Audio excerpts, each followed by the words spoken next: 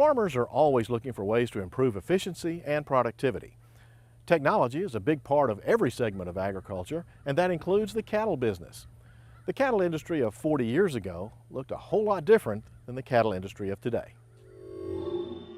Cattle farmers have done a really good job of looking for genetics that can improve efficiency and yields. We've come a long way from what we know about a cow when she hits the ground compared to what we knew 40 years ago. So now we have not only pedigree information, so we know how her brothers and sisters, her mom and dad, even her great-grandparents performed along the way, but now we can look at things like we can do genetic testing on them and figure out, is that animal going to be a good producer? Cattle farmers have also done a lot better in terms of nutrition, so they know a lot more. There's research that's continually updated on what cattle require. Cows are just like you and I, so they have certain requirements for certain nutrients. So when you look on the back of that cereal box and you see it as % of daily nutrient requirements, we can look at the same thing for cattle. So that kind of goes back to that efficiency. Our farmers are always trying to match what those cows eat as closely to what they need as they can. So we see a lot of improvements in genetics, nutrition, environmental management. Cattlemen are great stewards of the land. We're always about passing things on to future generations, and especially even more so today. Today's cattlemen have a variety of technological applications at their fingertips for their iPhones or iPads.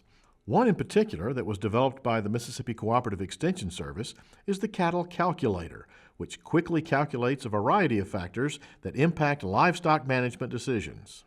Probably the one that gets used the most is calculating a calving date based on a breeding date. So you'll notice at the top of the screen there's a non-Brahman or Brahman category.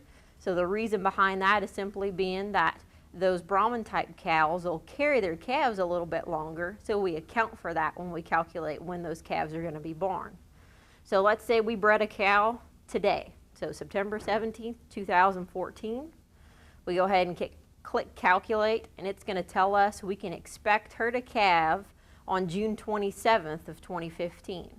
And then under that management calculator, one that's really popular is the dosage.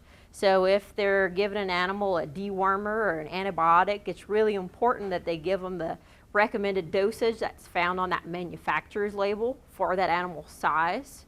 So if we've got a 500-pound animal and our recommended dosage is off of our label is 10 mils per 100 pounds, that animal would get 50 milliliters of, say, that dewormer.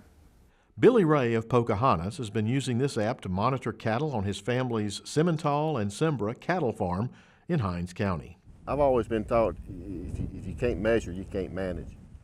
And especially as hectic and as busy as things are today, it's just so easy to you're in the pens, you're working cattle, you're preg checking, pull up the app, you can check your bred date, you get your birth date, get your weaning weights. It's just so full of information. It's right there at the palm of your hands, and it just sure makes things easy when you don't really have a lot of time and doing things by yourself.